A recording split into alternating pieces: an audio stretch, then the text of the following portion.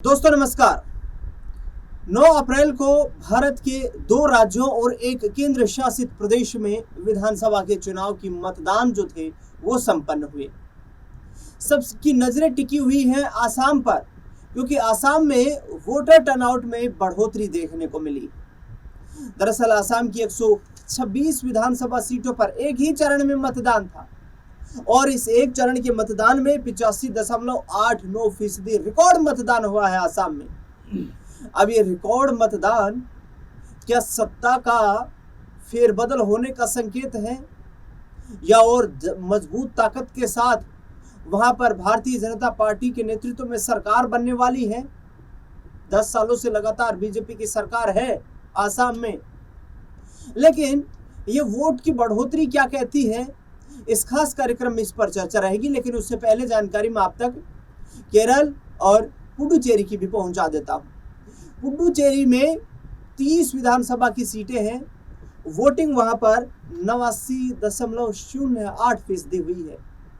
केरल में 140 विधानसभा की सीटें हैं और वोटिंग वहां पर 77.38% देखने को मिली है।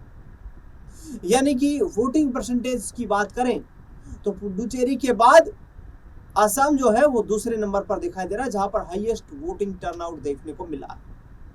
अब चुनाव आयोग की तो ये अपीलें रहती है कि ज्यादा से ज्यादा लोग अपने घरों से निकलें, अपने लोकतांत्रिक अधिकार वोट डालने का जो सबको समान अधिकार मिला है उसका इस्तेमाल करें, चाहे कितना भी बड़ा व्यक्ति क्यों ना हो या निचले पायदान पर खड़ा क्यों ना हो, सबको एक वोट डालने का अधिकार है। ऐसे में आसाम में आखिरकार क्या इस बार परिवर्तन देखने को मिलेगा?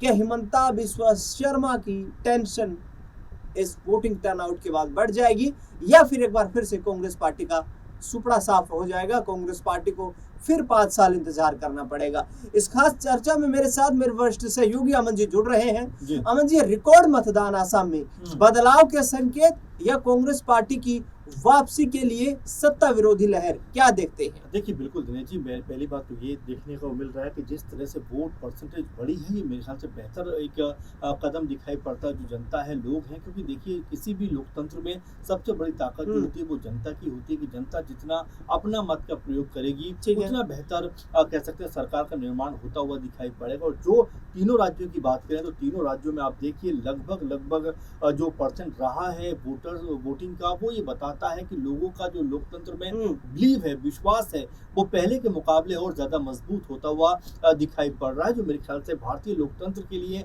एक बहुत सुखद और बेहतर खबर है कि लोगों का जो नजरिया है वो लोकतंत्र में आज भी मजबूत है। खैर, आपने जो बात कही है कि असम को लेकर आपने जो बात रखी है कि क्या जो बेहतर वोटिंग वहां पर हुई है और लगभग मेरे ख्याल में 86% के आसपास जो वोट पड़े हैं, वो ये क्या दर्शाता है, क्या बताता है कि जो सत्ता पक्ष है क्या उसको इसका लाभ मिलने वाला है या फिर कांग्रेस पार्टी जो लगातार हेमंत बिस्वा सरकार के खिलाफ कह सकते मोर्चा खोलती रही है उसका बेनिफिट उनको मिलता हुआ दिखाई पड़ रहा है। क्योंकि चुनाव से ठीक पहले जिस तरह से तमाम खुलासे हेमंत बिस्वा शर्मा जो मुख्यमंत्री हैं असम के, उनकी पत्नी को लेकर जो कांग्रेस प्रवक्ता है, नेता है पवन खेड़ा, उन्होंने जिस तरह के कह सकते हैं कि तमाम इल्जाम, तमाम आरोप लगाए और तमाम तरह से ये बताने का प्रयास किया कि किस तरह से दूसरे देशों में न सिर्फ संपत्ति उनकी है बल्कि निवेश भी कर रखा है। इसके अलावा तीन तीन देशों के पासपोर्ट भी कहीं ना कहीं असम के जो मुख्यमंत्री उनकी पत्नी के पास है और इसको लेकर तमाम तरह के कह सकते हैं दूसरे के ऊपर वार। नहीं, इसका क्या नुकसान होगा हेमंता को? देखिए, अब ये तो 4 मई को पता चलेगा कि हेमंता को क्या इसका नुकसान होगा। क्योंकि देखिए 2-3 बातें इसमें रखूंगा दिनेश जी, क्योंकि हेमंत बिस्वा शर्मा मुख्यमंत्री लगातार थे 5 साल असम के।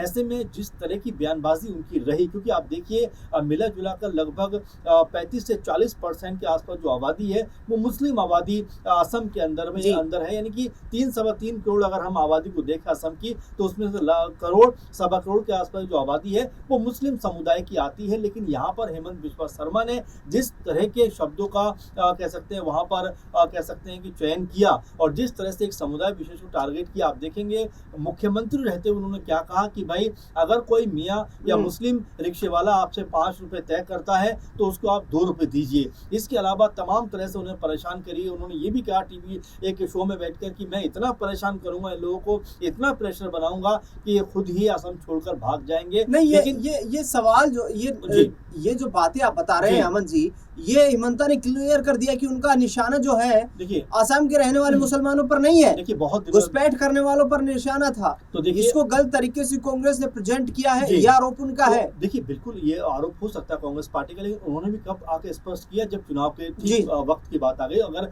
बेहतर होता कि वो पहले ये बात कहते कि भाई जिनके बारे में बात कर रहा हूँ वो असम के मुस्लिम नहीं है बल्कि जो बाहर से आए हुए मुस्लिम है वो है। और दूसरी महत्वपूर्ण बात दिनेश जी, आप ये भी देखिए कि 10 साल से लगातार वहां पर बीजेपी की सरकार है। अगर घुसपैठ कोई बड़ा मुद्दा है तो बीजेपी ने उसके ऊपर क्या कुछ किया, कितने लोगों को बाहर भेजा, कितने लोगों को चिन्हित किया, कम से कम इसके बारे में बताना चाहिए था। तो देखिए हवाई बात करना एक दूसरी बात हो जाता है। और दूसरा जो इसका महत्वपूर्ण पक्ष है कि जिस तरह से चुनाव के ठीक पहले यहाँ पर हेमंत बिस्वा शर्मा के ऊपर जो गंभीर आरोप लगे और जो बात आप कह रहे हैं कि क्या उसका निगेटिव प्रभाव यहाँ पर हेमंता सरकार के ऊपर पड़ेगा या बीजेपी के ऊपर यहाँ पर पड़ता हुआ दिखाई पड़ेगा, क्योंकि जिस तरह से लगातार पुलिस जो है पवन खेड़ा को तलाशती हुई दिखाई पड़ी और कई लोग ये भी कहते हुए नजर आए जो खासकर कांग्रेस पार्टी की तरफ से थे कि भाई अगर हेमंत बिस्वा शर्मा ने या उनकी पत्नी ने ऐसा कुछ नहीं किया है तो इतना बौखलाने की जरूरत क्या है, आप स्पष्टीकरण दे दीजिए। लेकिन वो ना करके आप इस तरह का कार्रवाई कर रहे हैं और गलत जुबान का प्रयोग कर रहे हैं। देखिए ये भी महत्वपूर्ण एक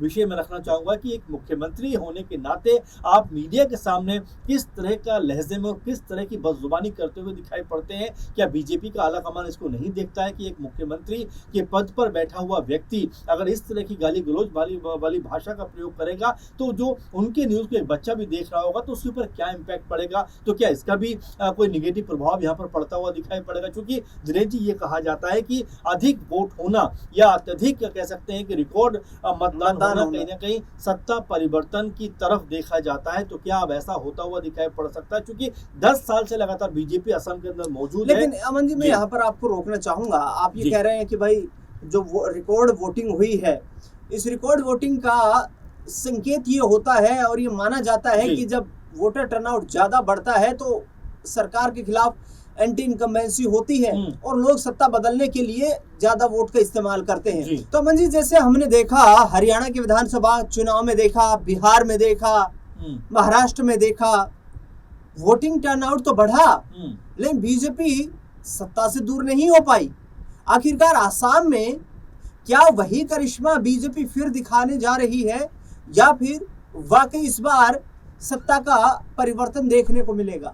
देखिए दिनेश जी दोनों तीनों बातें अपने आप में अलग हो जाती है। बिहार का चुनाव अलग है, महाराष्ट्र का अलग है, हरियाणा का अलग है। असम के चुनाव को अगर आप देखेंगे तो यहाँ पर जिस तरह का माहौल बनता हुआ दिखाई पड़ा, क्योंकि घुसपैठ का मुद्दा लगातार बीजेपी ने जो है उसकी जो बारे में बातें की हैं। लेकिन अगर 10 साल का आंकड़े देखे जाएं तो ऐसा कोई बहुत बड़ा कह सकते हैं कि बीजेपी की तरफ से काम नहीं किया गया या जो सरकार है उस तरफ से काम नहीं किया गया। और 10 साल के बाद भी बीजेपी उन्हीं मुद्दों के आसपास घूमती हुई दिखाई पड़ रही है कि अगर हमारी सरकार बनती है तो घुसपैठ को हम बिल्कुल बंद कर देंगे और जो घुसपैठी आ गए हैं उन्हें चिन्हित करके यहाँ से बाहर करेंगे। तो दोनों के कह सकते हैं कि जो चुनाव लड़ने के जो मुद्दे हैं वो बिल्कुल अलहदा नजर आते हैं। और यहाँ पर एक बात और भी महत्वपूर्ण जो मैं आपसे कह रहा था कि जिस तरह से एक मुख्यमंत्री का व्यवहार होना चाहिए, जिस तरह से सरकार का व्यवहार होना चाहिए कि एक ही राज्य के अंदर जब 35 से 40% के आसपास मुस्लिम हैं और तब आप इस तरह की बयानबाजी करते हो तो उसका भी खामियाजा कहीं आपको भुगतना ना पड़ जाए, ये भी एक कंडीशन हो सकती है। हालांकि ये नहीं कहा जा सकता कि पूरी तरीके से ये माहौल जो है ये शिफ्ट होता हुआ दिखाई पड़ रहा है, क्योंकि अगर जो कह सकते हैं कि अजमल बदरुद्दीन अगर कांग्रेस पार्टी के साथ में होते तो शायद एक बेहतर माहौल बनता हुआ दिखाई पड़ता। और साथ में हेमंत सोरेन जो 19-20 सीटें जो आरक्षित रही हैं SC/ST के लिए उन पे अपने प्रत्याशी उतार देते हैं, तो जिससे ऐसा लगा कि कांग्रेस पार्टी का वोट बैंक खिसकता हुआ नजर आएगा। तो कुल मिलाजुला कर कहा जा सकता है कि देखिए अभी 4 मई को जब नतीजे आएंगे तब पुख्ता तौर पर हम कह सकते हैं कि किस तरफ झुकाव रहा। लेकिन बेहतर वोटिंग हुई है, बेहतर तरीके से लोगों ने अपने मतों का प्रयोग किया और जैसा अब तक जानकार कहते रहे हैं और जैसा अब तक लोगों का ये रुझान रहा है कि ज्यादा वोटिंग होने का मतलब कहीं ना कहीं सत्ता परिवर्तन की तरफ देखा जाता है, उस तरफ इशारा होता है। तो कहीं असम में भी ऐसा होता हुआ नजर ना आ जाए। बिल्कुल असम में कहीं ना कहीं फिर से जो है सरकार बनाने का दावा जो है वो भाजपा नेतृत्व पेश कर रहा है। दूसरी तरफ कांग्रेस की नजरें इस बार सत्ता वापसी पर हैं। राहुल गांधी प्रियंका गांधी ने तो सीधे तौर पर हिमंता बिस्वा शर्मा और प्रधानमंत्री नरेंद्र मोदी को निशाना बनाया और ये कहा कि जब 10 सालों से ये सरकार चल रही है तो आखिरकार फिर घुसपैठ का मुद्दा क्यों बड़ा मुद्दा बनाया जा रहा है? क्या कहीं आसाम के मुसलमानों को निशाना तो नहीं बनाया गया है? खैर, अब सभी जो उम्मीदवार थे उनकी किस्मत ईवीएम में कैद हो चुकी है। 4 मई को नतीजे सामने आएंगे, परिस्थितियां बिल्कुल स्पष्ट हो जाएंगी कि आखिरकार आसाम की जनता ने किसको अपना जन आशीर्वाद दिया है। लेकिन इस बार जो चुनावी रणनीतिकार हैं, राजनीति के जो एक्सपर्ट्स हैं, वो बता रहे हैं कि कांटे की टक्कर आसाम में देखने को मिल रही है और हो सकता है कि इस बार सत्ता का परिवर्तन भी आसाम में देखने को मिल जाए। अमन जी, आपने तमाम जानकारी साझा की इस खास कार्यक्रम में, आपका बहुत बहुत शुक्रिया। इस खास रिपोर्ट को लेकर के आपकी क्या राय प्रतिक्रिया है, हमें कमेंट बॉक्स में उसका इंतजार रहेगा। देश दुनिया से जुड़ी तमाम बड़ी खबरों के लिए देखते रहिए SPN9 न्यूज़।